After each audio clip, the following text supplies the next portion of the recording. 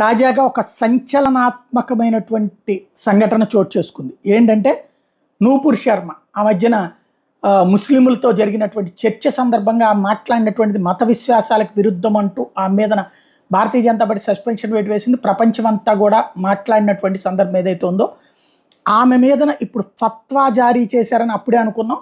ఇప్పుడు నూపూర్ శర్మ, రాజా సింగు, సురేష్ చవాంకే ఈ ముగ్గురిని మర్డర్ చేయడానికి. సురేష్ చవాంకే ఎవరయ్యా అంటే సుదర్శన్ ఛానల్ నడుపుతున్నారు, ఆర్ఎస్ఎస్కి సంబంధించినటువంటి అనుబంధంగా. ఆ సుదర్శన్ ఛానల్ నడుపుతున్నట్టు సురేష్ చవాంకే ఈ ముగ్గురి హత్యకి ₹1 కోటి తీసుకున్నటువంటి లంచం పాకిస్తాన్ నుండి అంటే సుపారీ వచ్చింది మౌలానాకి. గుజరాత్ పోలీసులు ఇప్పుడు తాజాగా అతన్ని అరెస్ట్ చేశారు. అతని అకౌంట్లో డబ్బులు పడ్డటువంటి సందర్భంలో ఎందుకు జరిగింది అన్నటువంటిది వెరిఫై చేస్తున్నారు. వాస్తవంగా ఈ మౌలానా షొహైల్ అబూ బకర్ ఇతనిని చాలా రోజుల నుండి అబ్జర్వేషన్లో పెట్టారు. ఎందుకంటే ఇతనికి వ్యవహార శైలి తేడా ఉందని.